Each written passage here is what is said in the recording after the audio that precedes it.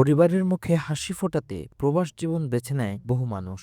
আর তাতে বাংলাদেশ থেকে অনেকেই সৌদি আরব, কাতার, কুয়েত সহ মধ্যপ্রাচ্যের বিভিন্ন দেশে যান ভাগ্যের পরিবর্তনের আশায়। তবে মধ্যপ্রাচ্যের এসব দেশ ছাড়াও দক্ষিণ পূর্ব এশিয়ার সবচেয়ে বড় শ্রমবাজার রয়েছে মালয়েশিয়ায়। আর তাই মালয়েশিয়ায় বাংলাদেশি সহ বিভিন্ন দেশের মানুষ সবচেয়ে বেশি গিয়ে থাকেন কাজ পাওয়ার আশায়। তবে এবার বাংলাদেশি সহ সব বিদেশি কর্মীর জন্য এক বড় দুঃসংবাদ দিয়েছে দেশটি।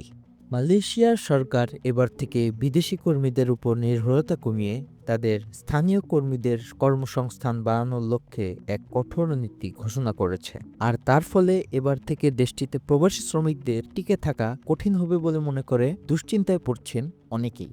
নতুন সেই নিয়মে বিদেশি কর্মীদের কাজের অনুমতির জন্য বেতন সীমা এমনভাবে বাড়ানো হয়েছে যা অনেক কোম্পানির পক্ষেই দেয়া কঠিন, যার ফলে নিয়োগ কর্মকর্তারা বিদেশি কর্মীদের পরিবর্তে স্থানীয়দেরই নিয়োগ দিতে বাধ্য হবেন। আর সেটি আগামী জুন মাস থেকে কার্যক্রম হচ্ছে বলে জানিয়েছে দেশটির সরকার। নতুন এই নিয়মে মূলত 3টি ক্যাটাগরিতে ভাগ করা হয়েছে বিদেশি শ্রমিকদের।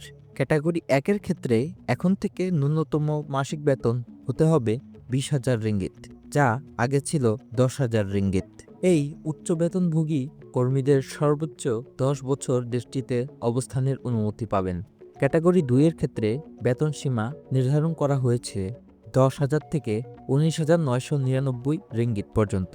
এই স্তরের কর্মীদের ভিসার সর্বোচ্চ মেয়াদ রাখা হয়েছে। তবে সবচেয়ে বেশি প্রভাব পড়েছে ক্যাটাগরি 3-এর উপর, কারণ যেখানে আগে 5,000 রিঙ্গিত বেতন হলেই চলত, সেখানে এখন থেকে সীমা ধরা হয়েছে 5,000 থেকে 9,999 রিঙ্গিত পর্যন্ত।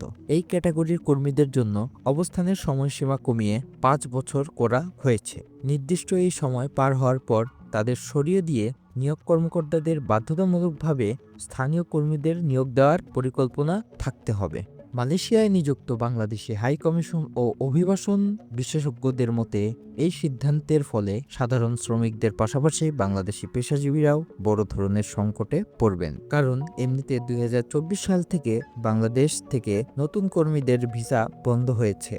তার উপর নতুন নীতি কার্যক্রম হলে যারা বর্তমানে সেখানে আছেন তাদেরও মেয়াদ শেষ হলে আবারও দেশে ফিরতে হবে। আর বিপুল সংখ্যক কর্মী কাজ হারিয়ে যদি দেশে ফিরে আসে, বাংলাদেশের বৈদেশিক মুদ্রার রিজার্ভে বড় ধরনের নেতিবাচক প্রভাব পড়ার আশঙ্কা রয়েছে।